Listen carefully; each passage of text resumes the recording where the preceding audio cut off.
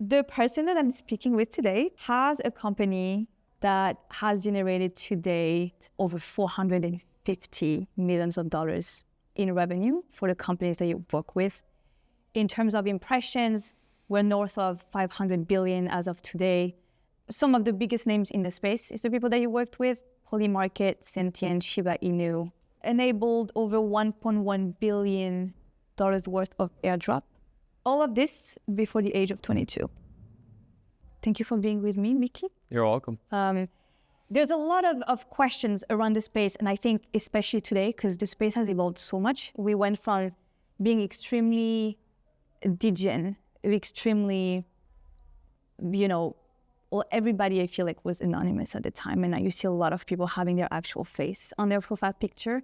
And I think the model of how people do things and generate revenue is extremely different in 2025, 2026 than it was a couple of years ago. Even when you started it in 2022, marketing is the biggest question mark. It feels a lot of time that very few people have figured out what works and what doesn't.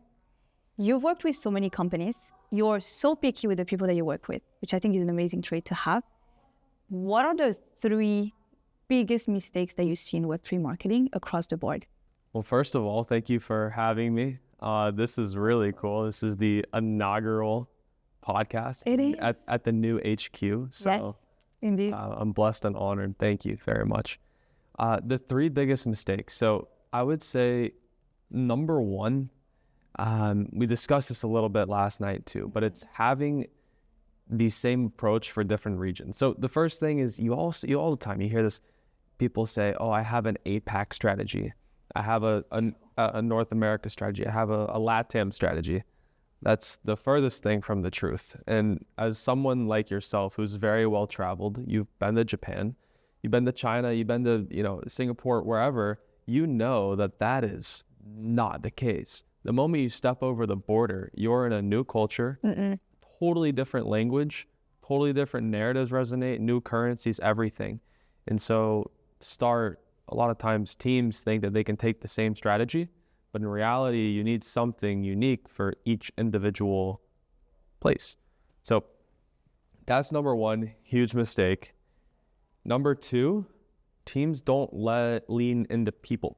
Founder-led marketing is very important, super important. Yes, we talked about that a lot. Yeah. We're going to get more into it. Yeah, at the end of the day, statues are made of people, not of companies. And so that is such a great point. Yeah, it's true, right? It's true. Yeah, I never thought of it that way, actually. People want to believe in someone. That's just like biological. It's rooted deep down in our ancestry. Whether it's religion, whether it's politics, whether it's like, look at all the great Caesar, Napoleon. Like, it's always people. And so wow, I'm gonna remember that for him. Yeah, exactly. Like when you think of Apple, what do you think? You think of Steve Jobs. Yeah. But you know what's funny is that I hold the same beliefs, but I just never framed it that way. Yeah. It's like a brand new, anyways, great. Yeah. People want a sense of belonging. They want a sense of identity, and you don't communicate that through a product. The product communicates the love for the product, but that's ultimately communicated through the founder. It doesn't have to be the founder. It could be a spokesperson, it could be whatever, but a lot of teams, especially in crypto, they don't want to put a face because they're, pseudonymous, they're undoxed or whatever. But if you look at every single Fortune 500 company, they have a charismatic, ambitious go-getter who's steering the ship. So that's the second biggest mistake that you see in the space, is that a lot of people are still starting from the product and trying to market the products without putting any sort of human touch to where the product is even coming from. Exactly. So I had this conversation actually with the founder of Creatify yesterday. Okay. I told him that I am a huge believer in founder-led marketing. And one of the reasons to me is that people will get interested in the founders, which will get them interested in the product, but they will get interested in the person first. And having someone very charismatic and everything is extremely important. But what I was comparing it to, if you look at Web 2, is that's why influencer marketing is so popular nowadays. It's because you will see who is using the product before you see what the product is. Yeah. That's kind of like how I see it. Absolutely. And I think it's what it should be also in Web 3, right? Absolutely. Yeah. I like that. But yeah, so that's the first two things. And then the third thing, this isn't as much as like a direct answer. It's more of like a overall theme. And it's a quote that we tell everyone in our company all the time, and we like ingrain it into the heads of our clients. And that's perception of reality is more real than reality itself. And we say this all the time because you've been in crypto for a long time. You probably can count to 100 of the amount of times you've seen Web 2 folks try to be successful in crypto. They say, we have $100 million in Web 2 revenue. We're going to launch a token and it's backed by that. And where does it go? It goes nowhere because they're selling an improper story and they don't realize that it doesn't translate the right way. So all that to say, when you think about marketing, you think about going to market, every single detail matters. And a lot of people, I feel like they try to operate by a script. They try to like operate like, oh, do this PR here, do this influencer promotion here, do whatever. But they don't really recognize that it's not the actual product, it's the perception of the product that you need to be selling, if that makes sense. What's more important, it's not what's true, it's what people believe. It's what people, yeah, absolutely. Yeah. Absolutely, that's all it is. So that's the third biggest mistake that you see across the board. Yeah, I would say people play in bounds too much and they don't allow themselves to think from the perception of the product. You know what I mean? Yeah. Interesting. So the first mistake is not having a marketing approach that's tailored to the region. Exactly. The second mistake that you mentioned is not having enough of a human touch and a face associated with the product. And the third one is being too by the book and having a checklist as opposed to looking at what people believe and see it as. Exactly. Yeah. Great. The nail on the head. Yeah. Perfect. I think that's really, really true. And I feel like that's something that people know a lot more in Web 2 that they just won't see in Web 3 for some reason. I think it works in Web 2 more. It does. I think it works in Web 2. But the whole like ethos of crypto is democratization of power. Where in Web 2 you had to climb a corporate ladder, spend this much time in a career to get this degree or whatever it might be. And there's nothing wrong or against that. But the whole aspect of crypto is the playing field is completely level. People don't care about hierarchy. They don't care about accolades. They don't care about any of that. They care about how does this help me? And it can help them in two ways, either financially or emotionally. So how do you communicate those things? How do you communicate the sense of belonging? How do you communicate that like cult-like mentality? How do you communicate like financial independence from using the product? Those are all perception. That's all it is. There's no like college course. It's going to teach you how to do those things. So you really have to think really strategic about how do I cultivate this reality I want behind my product. Do you feel like in Web3 specifically, the way you sell your product is more important than the product itself? Absolutely. Absolutely. We've seen teams come and raise hundreds of millions of dollars off an idea. And we've seen some of the most talented, technically smart, capable individuals not be able to close a pre-seed round simply because of the community. And I'm not saying that that's the right way. It's like, you know, hate the game, not the player, right? Yeah. There's two groups of people in the space. There's the ones who believe the product is going to sell itself. And then there's the people who believe, but I feel like both always hit the same friction point. Absolutely. Where at some point you realize that your product is not going to sell itself, but also the people who sell an idea really well, it only can last so long if you don't have the tech to back it. Yeah. It's horseshoe theory. It's like the far end of each spectrum actually meet each other in the middle. Right? Yeah. So, wow. This is so true. I guess with two questions from the same question. Yeah. All the people that you've worked with, so that you took on as a client, I said that at the beginning, but you guys are very picky with who you work with. The first question is, I'm curious to know, how do you decide whether you're going to be working with someone or not? I would say that there's like three key things here. Number one is all the same, very boring stuff, legal, compliance, making sure we're aligned there. But after that's out of the way, it's two really important questions. Is the founder someone that we want to invest in? Because we're investing our time, our resources into the founder or our POC or whoever we're dealing with. And are they building a vision that we could really get behind and back? And the second question is, how many people can we help with this product?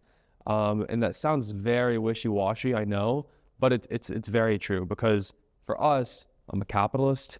We all like revenue here. We don't have to, it's not like a sin in crypto, but the easiest way to make money in crypto is to simply being a byproduct of the value you provide. So through a client, the more people we can help, the more money we can generate for their holders.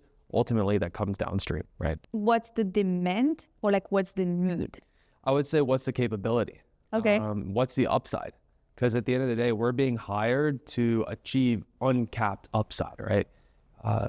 For ecosystems and foundations, they want to go to a place they haven't been before. So the delta of where they are now to where they want to go, if we achieve that, what does that look like? Does that mean lining the pockets of the founders more?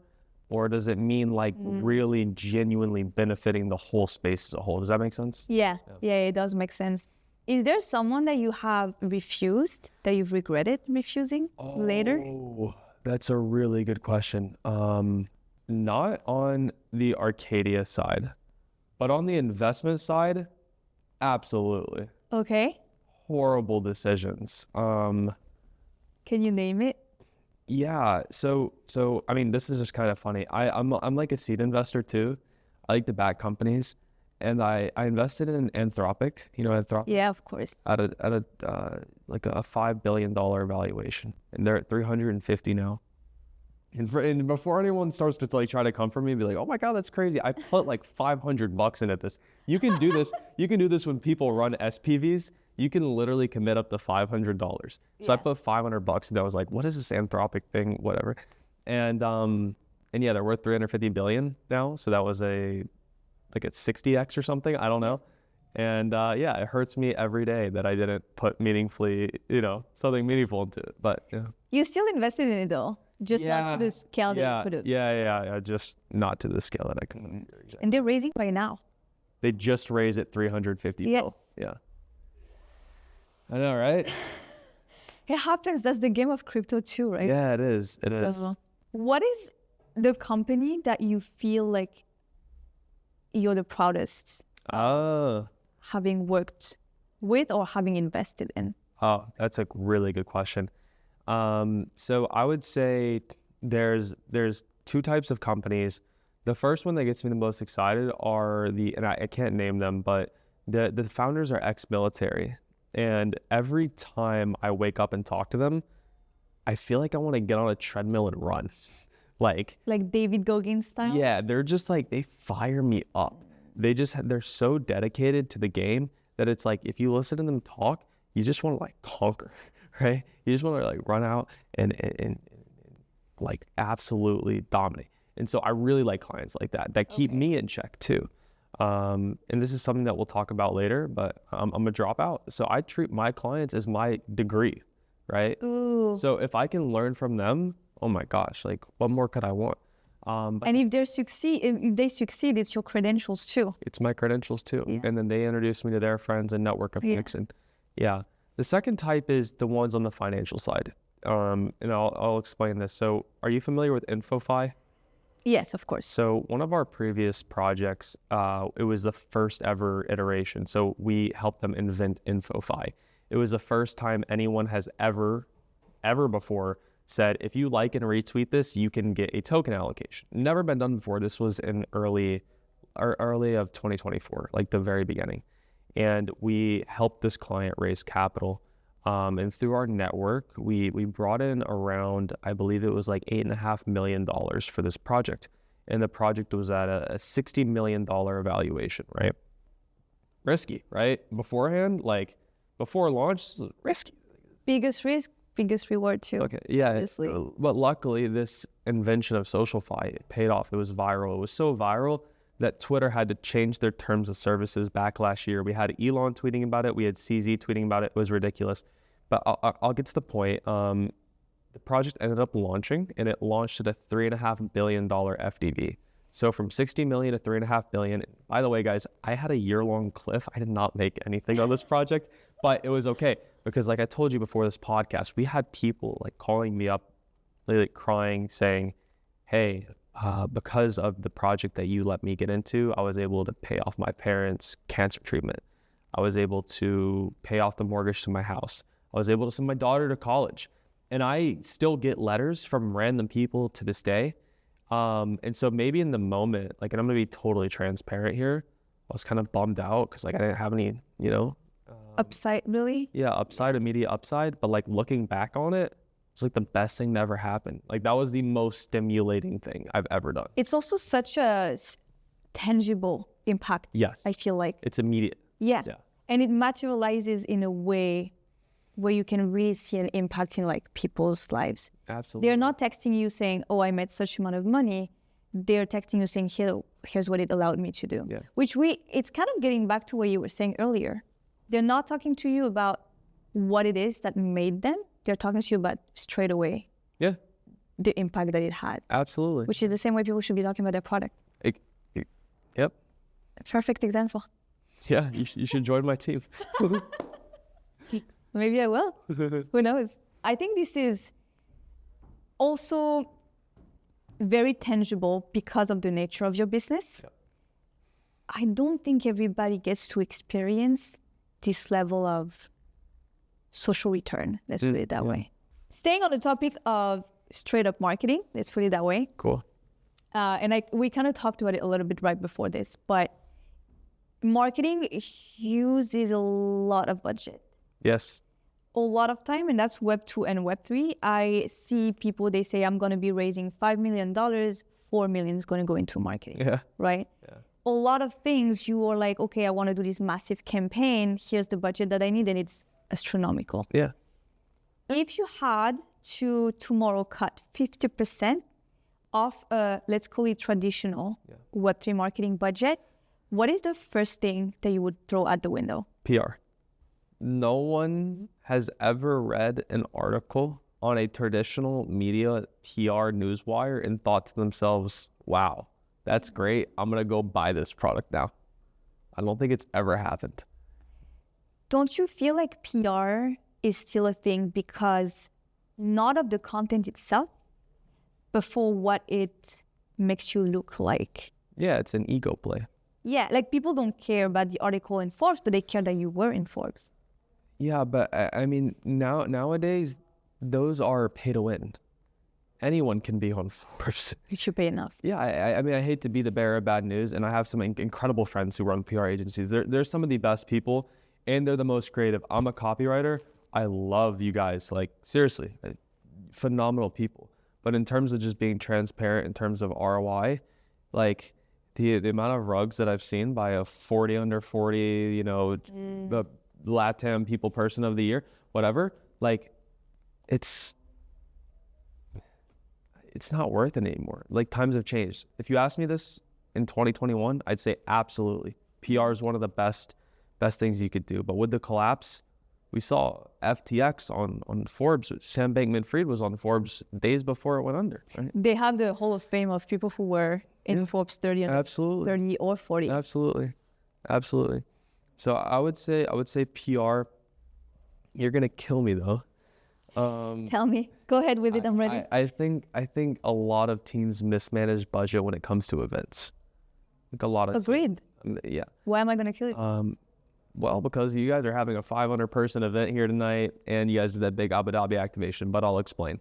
Yeah, Abu Dhabi was a different one. This one, though, think about it. It's at the office. I didn't say. I'm just saying, like, events overall are usually really poorly managed. Yeah, I agree. And it's not even because of bad intentions. It's just, it's a lot of these, like, we know teams who have spent $5 to $10 million on a platinum sponsorship, and all they get is a name on a banner.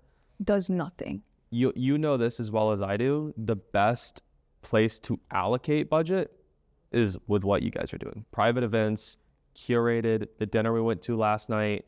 That you hosted. There we that go. we went to, that you hosted, Okay. that you well, invited me to, well, which thank you. hey, full decentralization, right? Those are the best ROI, right? So yeah, that's just Because my follow-up question was going to be, if a team comes and has a very small budget, what is something that you would advise them to look at the most? That's a great question. So I would say, leaning back into the third point that I gave you of the most important parts, it's something that can help with altering perception. So if a company has a very, like I always say this, a product is only as good as the people who use it, right? Like, spend less on the tech, spend more on the marketing. I'll ride that horse till I die. Oof, okay. But things like your website, you've looked at our website, right? It's kind of like an experience. You have the spinning globe, the numbers go up, it's interactive, and we're a marketing firm. We're telling stories. Like, Dynamic. right? So, you know, if you're, whether it's a ZK-proof, quantum-resistant, whatever, or if you're just a marketing firm, it really needs to, like, when someone goes through it, feel like they're in Disneyland, tell a story, tell an experience. And it's not just a website, it's the copy on the website, it's the socials, it's the graphics, it's everything. Yeah. Also, I feel like now in the space, the quality of your website kind of gives, not that it's 100% true across the board, but I know, for example, for us, when we have people who come to us and are asking for investment, you look at the website and, like, if the website is very polished, it makes you feel like the founders are probably as attentive to the details. Absolutely. So my favorite founder of all time is Steve Jobs. And whether there was a billboard in New York City in Times Square, or a very small one in rural Arkansas on a road that no one drives on, he reviewed personally. And he made sure it was just like chef's kiss, right? And that's the level of detail that founders need to get into. Yeah. And it sounds wishy-washy, but I have known so many people that have raised literally hundreds of millions of dollars based off their branding and the way that it makes people feel, like the emotions that it elicits as someone scrolls through a website, as their body like interprets the colors, the branding, the objects, the 3D, the glass morphisms, whatever it might be. It is so important, right? Hire a good branding studio, right? I think aesthetics as a whole in our society is very important. Whether it's, I don't want to be, this person, but the way you look, not necessarily your features, but like the way you put yourself together, the way you dress. And then people are going to look at what watch are you wearing. It kind of gives the story of who you are. Yeah. And I feel like it's the same thing when it comes to your product. Yeah, it doesn't have to be like, people say that and they think like, oh, it has to be like high-end or luxury. No. You can communicate the same story in 100 different ways, right? But as long as you're communicating a story, that's all that matters. It has to be aligned. Absolutely. It has to have it's part of your identity, I guess. Totally. You could say. Absolutely. Talk to me about KOLs. One of the things that I used to say, because I used to be really annoyed at everybody calling themselves a KOL, because I think words have a meaning. Yeah. A KOL means a key opinion leader. Yeah. So every time someone would come to me and say, I'm a KOL, I would say, so what's your key opinion? They'd be like, huh. They were like, I never thought of that. And it's so crucial to me, because I think there's a big difference between a content creator and a key opinion leader. It's not the same thing. Yeah. But anyways, story aside, if you take traditional KOLs in the space, I think it's one of the biggest marketing spend that I've seen across the board, whether it's for layer ones or smaller protocols. And it's the first thing that people think about. They feel like it's going to make or break their marketing. You work with a lot of them. Yeah. You've worked with over 10,000 of them. Yeah. Out of 10,000, how many would you actually say I would work with those people with my eyes closed? 5%. 5%? Yeah. So 500 out of the 10K. Yeah. Okay. What do these people have in common?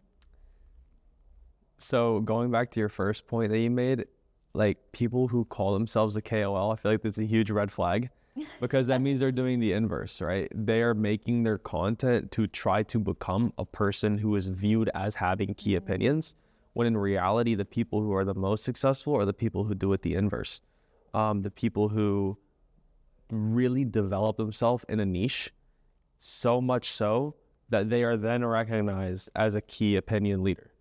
A perfect example, I'm sure, have you seen like all the craziness with privacy lately? Yeah, of course. Yeah, exactly. So, I mean, 6 months ago, none of those people were KOLs. No one cared about privacy.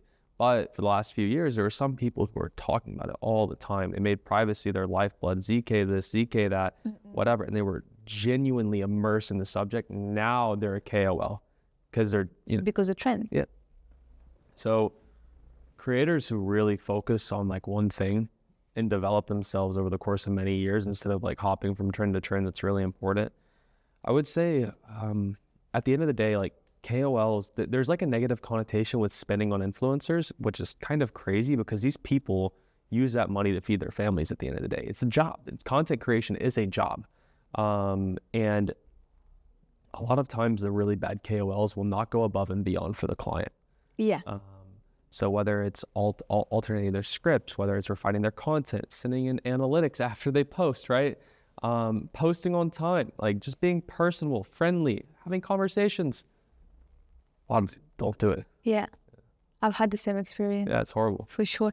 And a couple months ago, there was this big controversy because a spreadsheet leaked with the names and the pricing of all of those KOLs. Yeah. So I think that's also what made it be such, having such a negative connotation. Yeah, and it's really interesting. I think that's a crypto exclusive thing. I've seen the same spreadsheets with all the Web2 influencers, and I'm not going to name names because we work closely with some of them, but 100,000, 200,000 per post. I know them personally. I've done the deals, right? No one cares. But in crypto, it's like a horrible thing. I don't think it. I think it's like too preposterously viewed by crypto folks, but these people pay their families. Yeah, it's a job at the end of the day. Yeah, it's just a very public one. Yeah. Yeah, which makes it tricky. Yeah, and a lot of people don't do it legally. They don't disclose. They're selling on their followers. It's very hard to maintain ethics. Going back to your first point, I think what makes a good KOL, what would make you actually work with someone or rework with someone is conviction. Absolutely. Right? I feel like the reason why KOLs in the space are being seen so negatively is because a lot of them don't hold convictions. And so they will shield anything. Yeah. And the risk is a lot higher than a lot of the Web2 influencers. Yeah. So I think that's why it goes to that extreme. Yeah.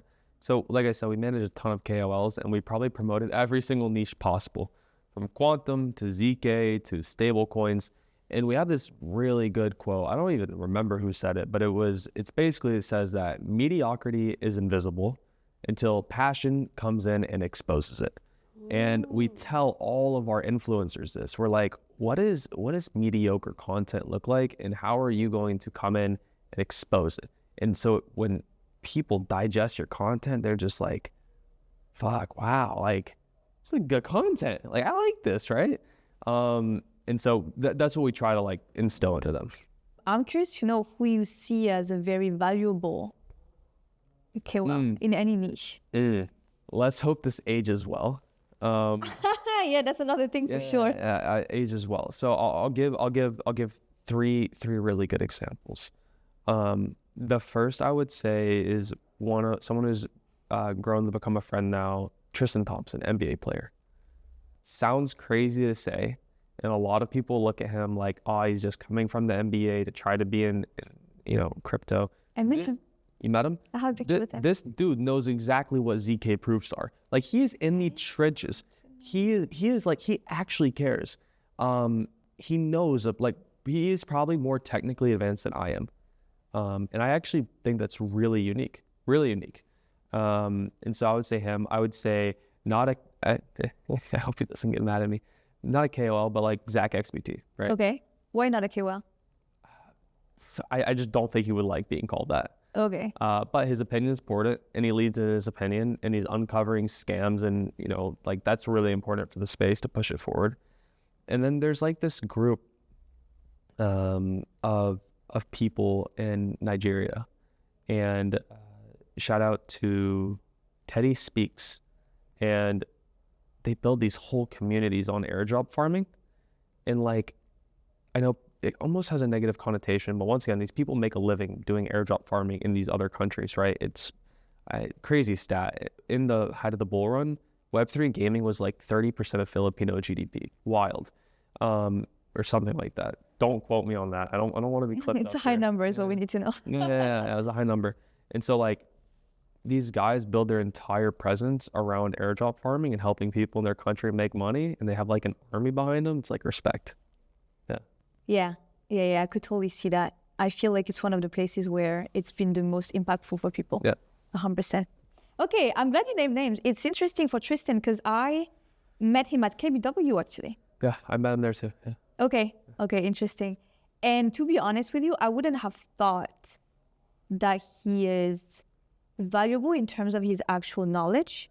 No disrespect at all. Yeah. It's just that, you know, we see them going where we know it's going to make them probably a good return to be associated with. Yeah. So it's great to have people like you who know the actual underlying experience and knowledge. 100%. Okay, shout out to him then. Yes, shout out Tristan. Amazing.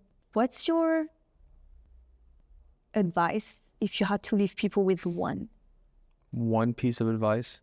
Let's say you are a founder who has a great idea. You have a way to execute on it. You are in the early stages of building the narrative around what you're doing, and you are going to be starting your Twitter, X, whatever you want to call it, page, your website. You're going to start maybe speaking at conferences on it. You're really in that stage. What would be your number one advice? Number one advice is, as quickly as possible, identify your contrarian edge, like your unique selling proposition. There's so much noise in crypto. Like, what is your signal point? Like, what is that one thing that people are going to be like, iPhone moment? I think identifying that and really leaning into it is like the most valuable thing you can do. What do you feel like your unique advantage is as a founder that made you be so successful?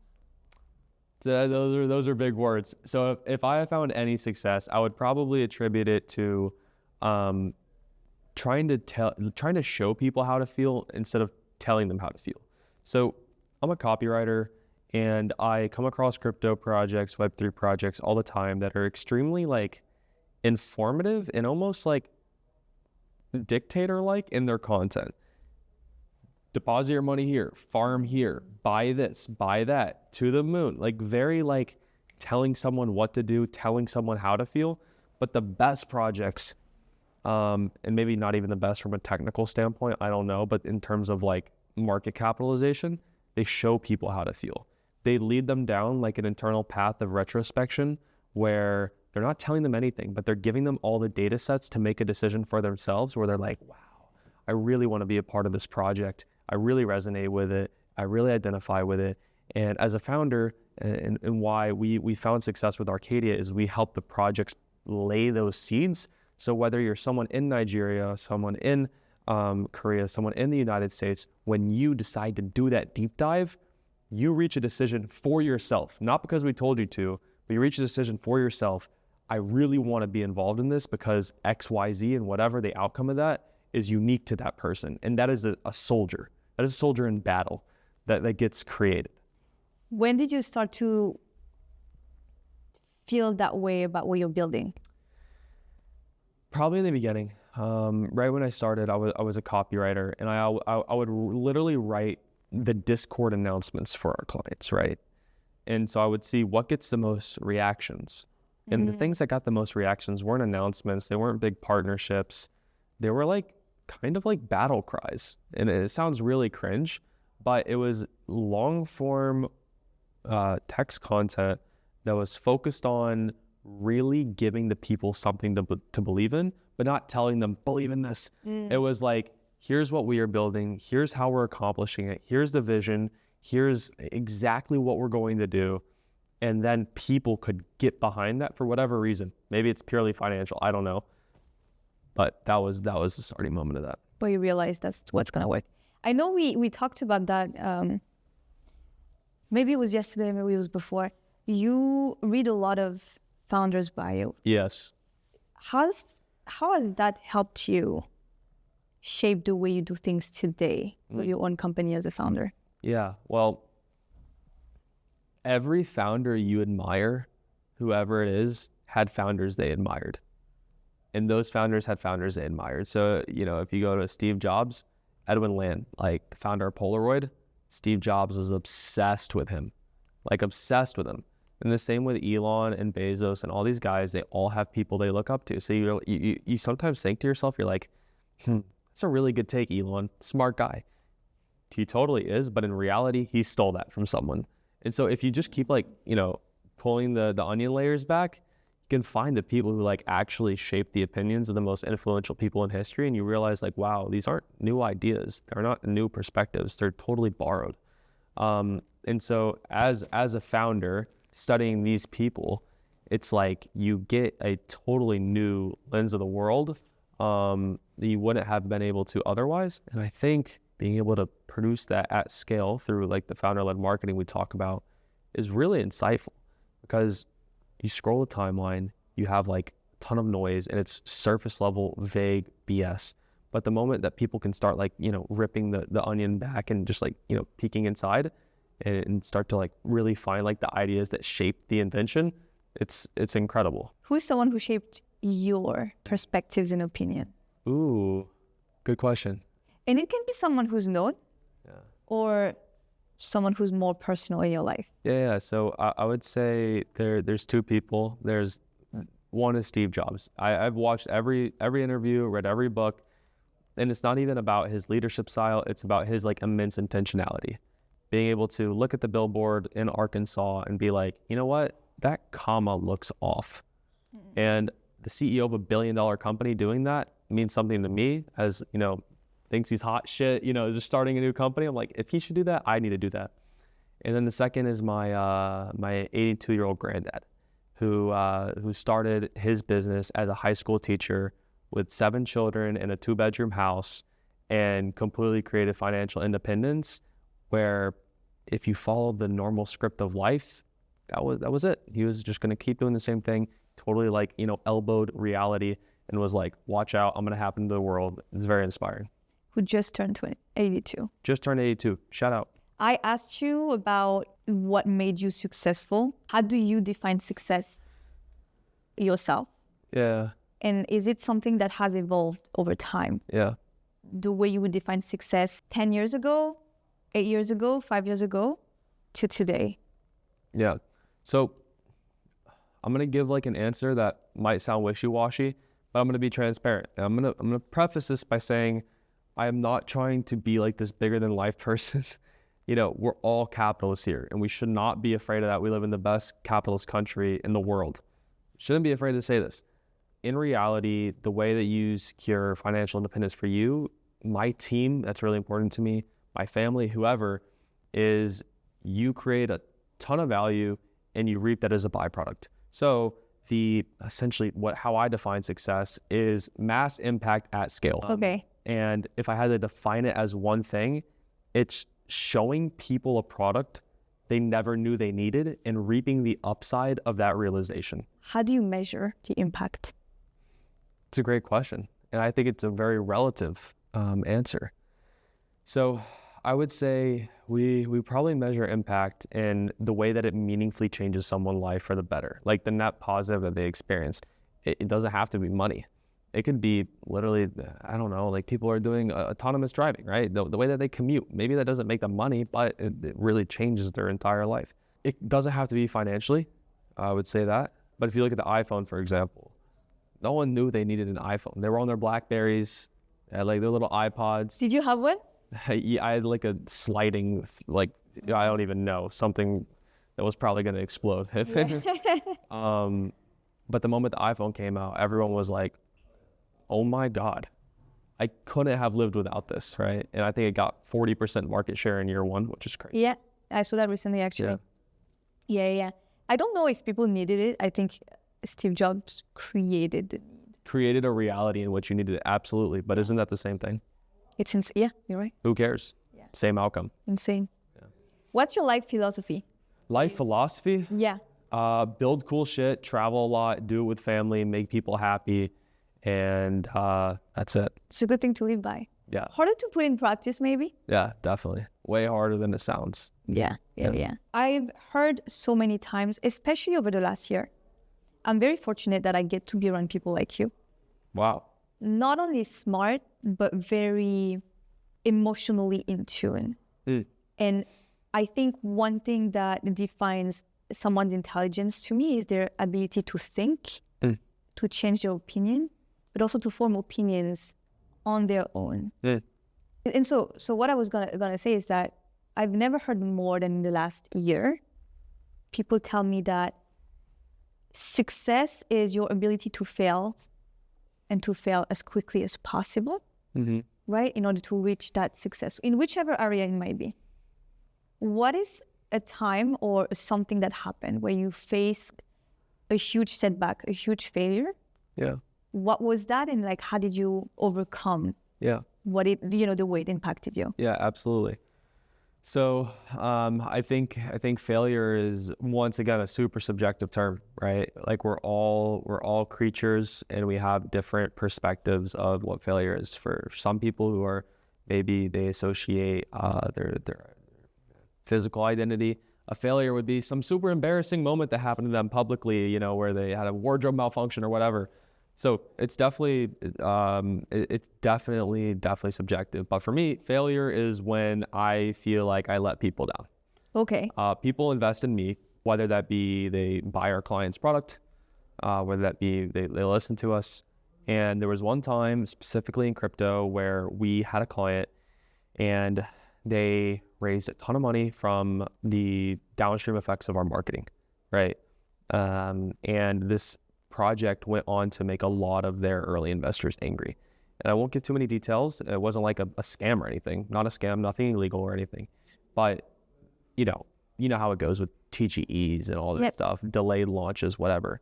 And I took that very personally because I was like, wow, I put my reputation behind these founders, this team.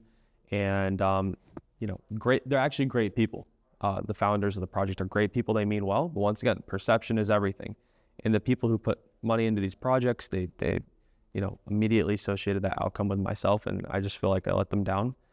And so how I overcame it was, one, redefining what I thought failure looked like and reinterpreting it. So a lot of the times, if you really sit back and you think like in 10,000 years, will any of this matter? The answer is always no. Yeah. And think about the thing, like, I don't know, what it might have been 3 years ago that you were most stressed about. I can think of it right now. And I think right now. What was it? Like, if you think 3 years ago, what was something you were incredibly stressed about? Staying up overnight, losing sleep, sweating, whatever. What was it for you? I think it was probably the decision to drop out was like huge, like for me, right? At the time of university. Was it because of perception in terms of feeling like you're letting your family down? Yeah, totally. Or was it because of the fear of maybe dropping out is not the right decision? All of the above. All the above, right? But you look back, you're just like, it was the best decision ever. Best decision ever. Yeah. And even if it wasn't, I still have the confidence that I would be like, that was so stupid that I lost sleep over that, right? I should have just done it. And so I helped redefine like what failure looked like, and that helped a lot. And then I also realized like what's in my control and what's not. And what I realized is that like, what these projects do and what these do, not in my control. I can only control my intentions, and my intentions were good, which I'm not the judge of at the end of the day, but I think they were. Then it's okay. I think you know if your intentions are good or not. I think that, yeah, totally. If you're about to do something and there's something in you that's like, should I? Yeah. And it's like an ethical concern somewhere. Yeah. If you're convincing yourself. Yeah, totally. So. Absolutely. I feel like if you do something with the right intention, Something that I'm always very interested in when I talk to people who I deem to be successful, and success can be many things, right?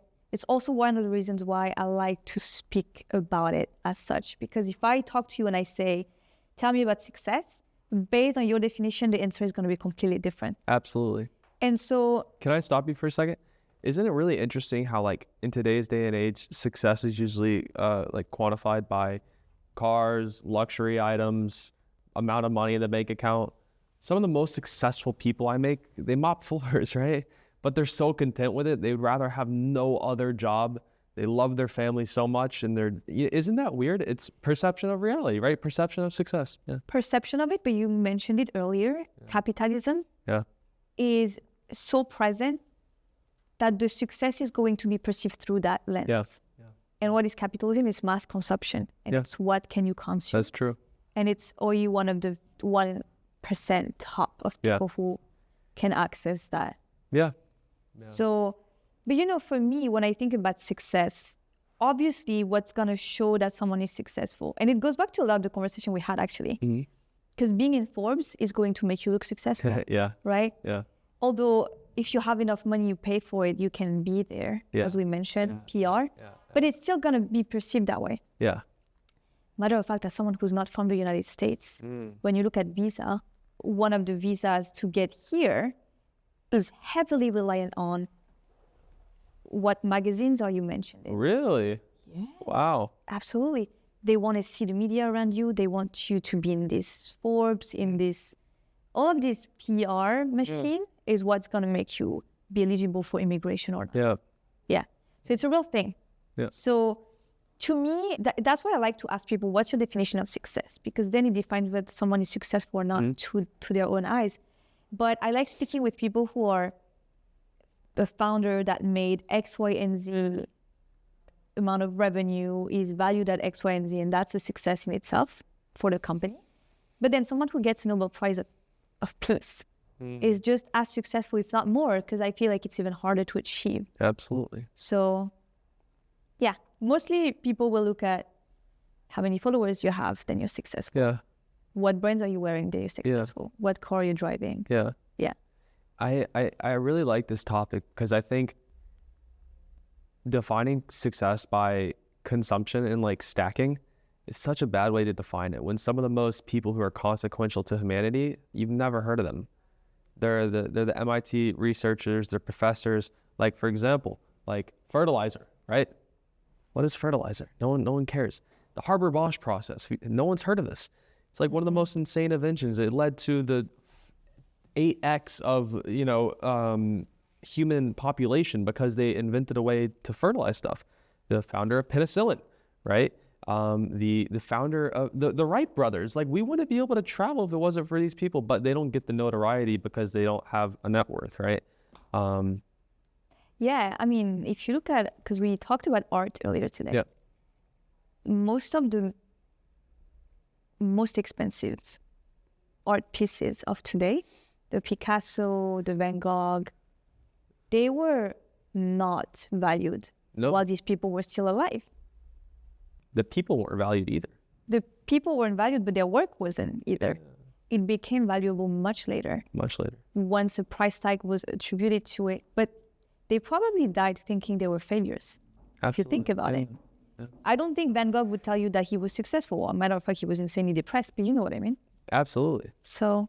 No, I think Sir Isaac Newton died divorced, like very old. None of his papers got any traction at all, and they didn't even pick up and become the laws of physics until way after he died. Yeah. I think it's across the board like this. I feel like we're in a society where it's getting worse. 100%. Because it's like a scoreboard. You have net worth now. Everyone can look it up, and that's the scoreboard, but it shouldn't be the scoreboard. Yeah. When we talk about success, I see you as someone who's successful, obviously, for many reasons, by the way. It's not necessarily because your company is doing so well, not necessarily because you've invested in X, Y, and Z companies who are doing well. You can also tell by the way you carry yourself, like actually, and the way you view the world from the conversations that I've had with you. What are some mental traits, some character traits that you have that you feel like are responsible for your success today? I would say, like, really realizing that, once again, a Steve Jobs quote, I'll go back to him all the time. He said, the world was created by people no smarter than you and I. And so always remembering that the world is malleable. Like, it is not a script. You can poke outside of it. One of the Stoics, I don't even remember who it is. I like quoting people because it makes, them sound smart. But it basically said people outsource their understanding of reality. So if this podcast dropped tomorrow and I paid 100 people to go online, KOLs, and quote retweet this podcast and say, wow, this was the most insightful thing I've ever listened to. This guy is an absolute genius. He nailed this. And 100 different variations of that. What do you think the overall perception of this podcast is going to be? Yeah, people are going to be very impressed. Very impressed. If I had if one of my enemies had 100 people and they quote retweeted, they go, this cocky kid, whatever. It's probably how, That's how media works. Yeah, it's how media works. And so realizing that everything is malleable, there is no part of reality of the day-to-day that has to be the way it is. You can happen to the world. You can change things. You can really alter reality and your outcomes to be in your favor. I have to remind myself of that all the time because it's very easy to get caught in the script. Yeah. That makes sense? Yeah. We go back to perception, really. Yeah. It's all about perception. Yeah. There's a cool study that someone did, and they went up to random people in public, and they basically just said, "Hey, I need you to hold my coffee." Have you heard about this? I don't think so. No, so walk up to someone, "Hey, I need you to hold my coffee." They did it with 100 people, and 50% of the people were given warm coffee. 50% of the people were given cold coffee, right? And then it's like, thanks, tie my shoe, give the coffee back, whatever, done. 10 minutes later, someone came up asking them for money for cancer research. And the study wanted to see if the way that warmth made someone feel would increase their likelihood of giving money. Like the physical warmth. The physical warmth, like the happiness. It was a cold day outside. You get a cold coffee. You're like, fuck, why is this stranger making me hold their coffee? I'm kind of in a pissy mood. Versus, nice warm coffee, I feel kind of good. And the outcome was insane. 90% of people who held the warm coffee ended up donating. 90% of people who held the cold coffee didn't end up donating. Wow. So it's just it's all a game. It's all a game. It's all manipulated. It's all engineered. It's all a game of feelings, really. Yeah, feelings, yeah. People, they make decisions based off of emotion, and then they justify it with logic afterwards. So marketing, that's what it is? Yeah, that's all. See, this is so insightful. I tell myself this every day, by the way, these don't come to me. I have something, this is a little I'm going to say it, it's weird, but I have something called the morning manifesto. And it's I don't know, perception of what I think is weird, right? Yeah. And it's literally probably 8.5 minutes worth, I have it read to me by my phone, of just core beliefs. And I get it read to me every morning by this AI reader. And I have to remember myself, because if you don't do it, then society will just be hey, think this way, think this way, think this way, think this way. Every morning you read it? I try to. How many lines? How many beliefs? I would say it's a mixture of quotes, things I believe, epiphanies I had, or mental models that make me fired up. It's probably 250 words maybe. Yeah. Not too long. What's your favorite podcast? Do you listen to? Favorite podcast? Founders Podcast by David Sinra. Yes. I hate reading books. Okay. So I love listening to autobiographies, and yeah. Interesting. Someone I love listening to and reading, but he's kind of like the godfather of who is it? short tweeting. Who? You're gonna know who that is. Naval. Right? Yes. Boom. Loves listening to him. How to Get Rich, right? It's not only that, it's because of the conversation, it's making me think I think his tone, the way he speaks. His delivery. Yeah. Which is a very big mix of casualness and insightfulness. Yeah. It makes me feel some type of way. Yeah, it does. He has a perception with words. Yeah. Feeling and perception. He could say the same exact words as Dwayne "The Rock" Johnson, and it would be interpreted 2 separate ways. Yes, 100%. Yeah, totally. I think he's I don't want to say my dream guest, but maybe. Dream guest? Yes. He's a lot of people's dream guest. I'm sure. I mean, the one thing though is that he's been on so many podcasts. I think I listened to probably all of them. Yeah, he's great. What I try to do when I speak to people is I want to be respectful of your time and of your what you're giving. Yeah. And so I wouldn't want to talk to him and ask the same question he's been asked 1,000 times. There's no value to him. I don't want to be extractive of it. Yeah, absolutely. So I think if I had the chance tomorrow, my angle would definitely be what is something that he has not touched on a lot at all. And it would be really hard to find. It would be hard to find, but I bet you could do it. We'll see. Maybe one day. I hope this age as well. Also. Let's go. Yeah. For sure. I feel Make me a promise that you won't stop until he's on. Okay. You can't say that. Okay. And then, all right. I promise. No, pinky. Okay, It has to be pinky swear. All right. Wow. Now I see, you're holding me accountable. Yeah. I really had to take a second to Yeah. Okay. Thank you for that. Yeah. I appreciate it. Awesome. I think people are driven by different things. I think capitalism makes people be extremely driven by perception, the way they're going to be perceived. Would you say that your success and your pursuit of success comes from fear? Is it ambition? Or is it something completely different? If you had to associate a feeling behind your drive. I think that I got very lucky with what I am passionate and naturally driven to do happens to be correlated with outcomes that the rest of society deems successful. Big numbers, followers, whatever. I'm very lucky that those two things align, but I really think that those are just on a crash course collision. They're not, mutually exclusive. And what I mean by that is like, let's say you take a baby, you put it, like brand new baby, 3 years old, you drop it in a forest, like even the babies on these like uninhabited islands. If you play music, that baby will dance. There's like innate things where we have like pre-coded like inhibitions in our mind to do stuff. And I think I'm very fortunate that mine is creating. Like, the moment I came out of the womb, I was like disassembling remotes. I was putting together Legos. I was building video games. I was ripping apart iPhones. And I'm just doing that at a different scale, right? I'm very lucky that is what, but some people, it's art. For some people, it's, making glassware, whatever it is. And so it's like finding like whatever your innate tendency is. Some people it's fashion, like, and really like honing into that, because then there is no work-life balance. It's all play. Yeah, you have to love what you do. Yeah, it's all play. I think you're very lucky then, as you mentioned. Very lucky. Because I feel like everybody wants to be successful across the board. I don't think you'll ever meet someone who says I don't.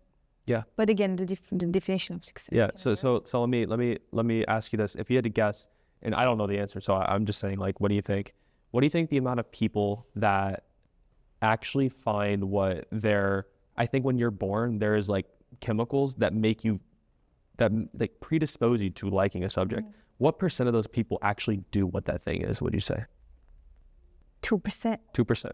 One probably. Well, yeah, 1%. So let's take that 1%, and then what % of, let's say, occupations or routes in your career result in fame, money, and big notoriety?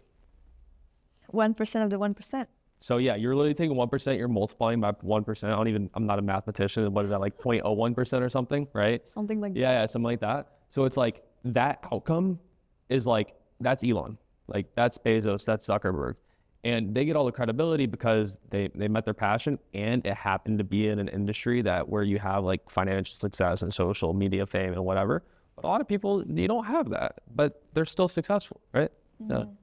I think it's also because of we're not going to get into that, but the way the education system is set up. Totally, yeah. And I think you see a lot of different types of school now, where people, instead of saying, here's the curriculum that you're going to be all following, then once you're 18, you're going to have to figure out what you like to do. Yeah. But you've never explored, right? Now you have all these different schools who do. Can I make a shout out? Yes, of course. Sorry to cut you off. Shout out to my mom. She put me in Montessori school. Do you know what that is? Okay, yes, obviously. Yeah, it's one of the most famous different type of learning. Yeah. So a lot of people actually don't know what that is. And that was like, you get to pick the path that you want to go, whether it's math, science, reading, and you just get to excel. You get to run as fast as you can. And that was probably the single most consequential thing that's ever happened to me. And in terms of like letting my mind expand, shout out mom, I love you. Good decision making on your mom's side. And your mom is very successful also. Yeah, she's great. We talked about that. Yeah, she's great. A little bit. Montessori, no, I think that's really interesting because it's like traditional school tries to a lot of time make a fish climb a tree and is wondering why it's not working. When you are making key decisions, do you rely more on data or on intuition? Intuition, all the time. Every time I don't follow my gut, something bad happens, whether it's with hiring, whether it's with taking on a client, whether it's with personal decisions. I feel like you always know. Simple. Always intuition. I don't think everyone has good intuition though. That's true. I think I'm lucky. How do you know if you have a good intuition or not? I think the next question you're going to ask me, the answer to that will probably determine whether someone or not has good intuition. It's like the principles that they believe. So the contrarian question. Yes. Very good determinant of whether or not someone has good intuition. Okay. So going into that, what is a belief that you hold that most people would disagree with? Yeah. By the way, this is like a lot of times asked as a trap question to get the guest to say something controversial because people don't agree with it, right? Like it's part of the question. But mine does kind of sound controversial, and I don't mean it this way. A lot of people say that they lack resources, whether that be school systems, wealthy parents, whatever it might be, and why some people totally do, 100%. And I'm not, trying to put these people to the side. I think the biggest thing people lack is agency. You speak on that quite a bit, actually. A lot. I know you wrote on it. Yeah. You post about it. We talked about it the first time we met, actually, too. Yeah. Tell me about it. Yeah, so agency is very simple. It's, does the world happen to them or do they happen to the world? And a lot of people, no matter the situation, circumstances they're given, they could have the craziest trust fund, they could have everything given to them on a silver platter, but if they don't want to go out and create net new things, be proactive, happen to the world, allow the world to give them back stuff, start flywheels that allow them to reap rewards and sow seeds that they never knew existed, that no matter what their setup is, they're going to fail. And so you hear really good success stories of people that have high agency. That is the commonality. The commonality is not background. LeBron, single mother, poorest of the poor, extremely successful. Jared Kushner, extremely successful family, and he's absolutely killing it right now. It's all agency. What's the difference between agency and accountability? And accountability? Well, I think someone can be very agentic and accountable, but it's who are you being accountable to? Are you being accountable to society? Are you running, I don't want to call it a hamster wheel, but are you following the path of society? Are you going to college here? Are you getting this degree here? Are you, and it's not even education, it's everything. Are you using this dating app? Are you using this social media? Whatever it might be. And I think where it begins to diverge is, are you being accountable to yourself, right? To your guiding principles, to how you define success, and is your day-to-day actions, are they accountable to those set of principles? So usually those are very two different things. Okay. Yeah. Interesting. Because I feel like when we talk about the result of each, it seems like the same thing. Yeah. In many ways. It does. It's very different. So what do you feel like, because you mentioned intuition, and that's something that I'm actually curious about. I don't know if there's an answer to it. What makes someone have good intuition or bad? That's a good question. Do you feel like it's a result of things that you convince yourself of? Yeah. And it becomes a core part of you, which basically comes in the way of your intuition? Absolutely, yeah. Okay. I think it's primarily, so when I say something and the way that you interpret it, it's going to be interpreted for a certain reason, because the way, when you receive information, you then say there will be an outcome, right, of that information that I just received. And then depending on that outcome, I believe that's where intuition is born. So people who have good intuition, they think in terms of outcome and effects of other people, right? I'm trying to go as deep as I can because it's kind of hard to explain. But if someone's intuition is how will this benefit me and me only and me in a silo, then overall they're destined to have poor decision-making capabilities because further down the line, that decision benefited only themselves in an echo chamber. But if your natural inclination is to have a good, positive stimuli response to things that will bring value to others, I think that's good intuition. Yeah. So intuition comes from intention. Yeah, totally. In the outcome, in my experience. Yeah. That's good to know. Yeah. The last question that I mentioned earlier is, how do you want to be remembered? Whoa. I don't even remember what like there's like a haiku about like a gravestone and the dash between the two numbers is like tries to encapsulate someone's entire life. And my grandmother, when she passed away, she was super passionate about animals, and everyone has a dash, right? Yes. On a tombstone. And we're like, why? Why does it have to be a dash?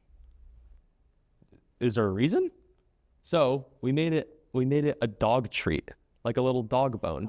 Because that just like perfectly encapsulates the way that she wanted to live. And the fact that she lived a life where after she passed away, we were able to say like, she dedicated her whole life to animals. And so we made the dash a dog bone. It doesn't have to, I'm not saying you're going to make mine like a Bitcoin, right? But my legacy is I want it to be unequivocally clear what I was passionate about and what I cared about, because, you know, that's really important to me. So how do you want to be remembered? I don't think I figured that out yet, to be honest with you. It's ever evolving. Yeah. I want to be remembered, and I haven't thought of it myself, even though I asked the question to others. I think it's like you, right? Like I'm not entirely sure, and that's probably going to be evolving. The same way I think the definition of success throughout my life is going to be evolving. I think for me, I want to be remembered as someone who had a positive impact in others in some capacity. Yeah. Yeah. You know, it's interesting. It's like we're so early in our lives that right now, if you just look at like, I like the term, you ever heard of the S&Me 500? No. Yeah, so it's just like a funny like little thing that's like invest in yourself, right?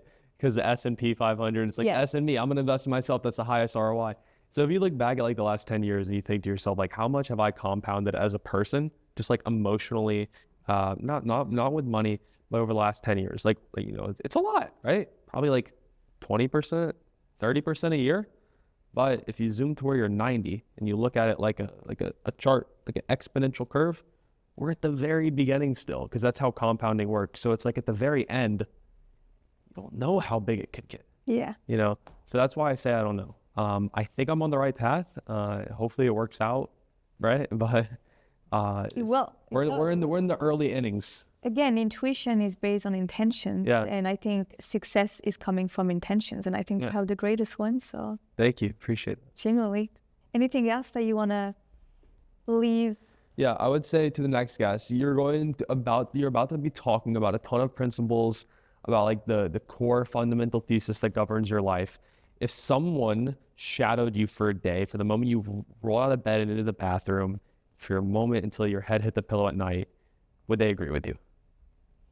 Agree with the decision making? Yeah, on a day-to-day basis. I think it's really easy to talk in like, you know, long-term, more grandiose vision, but it's very hard to carry that on a day-to-day basis. You know, coming from your question is something that I would even add, which I probably will. Yeah. Or, you know, I might even ask everyone that I have moving forward the question you just added. Yeah. Let's see. But it would be coming from the same scenario. Yeah. You have someone who's following in your shadow all day long. Yeah. In every single step of your day. Yeah. What would you want to hide from them? Yeah, that's a good one. There's a lot of stuff that I probably do on a day-to-day basis that does not align with the stuff that I'm talking about. But in the moment, if I thought to myself, man, my little shadow who's watching me right now would be fucking pissed off, they'd probably like get me back in track, right? Like scrolling the feed, whether it's like being snappy with a family member. I think we all do that, right? Like talking to my granddad right now. He won't stop rambling. Wait, what? I get to talk to my granddad? Yeah. Oh, I should be happy about this, right? Yeah. Just little things. The little things. Yeah, I agree. The thing that I've been thinking about the most the last year, throughout the day, every single day, is sometimes when I make a decision or when I say something, I ask myself, am I being authentic? Or am I trying to fit into what I feel like is going to be the best fit for that person? I think about something super similar. I think about whether or not the responses I'm giving, have I been preconditioned to give them? Or are my thoughts really my thoughts? Yes, exactly. I think it stems from the same idea. Yeah. 100%. I think that's why dropping out is extremely beneficial. It helps. I think a lot of founders, if they are dropouts, sorry, my poor English, it's a green flag for that reason, because usually it means that the way you do things has been molded by something that's a lot more personal and authentic than school. Yeah. Yeah. I mean, there's in the same side of the story can get told every single way, which is something that I've realized. There's always another side. Like, I'm sure there's some people who have dropped out because they got drug addicted and, Obviously. there's always an opposite side, and there's always a super successful person that went to school for 20 years, right? But comes back to intentions. Yeah, I agree. Intention and perception, I think, are the two keywords of this conversation. Today, yeah. Yeah. We can put together like an acronym or something. Yeah. Yeah. Definitely. Great. Cool. Amazing. Yeah. Thank you. You need to buy one of those like... But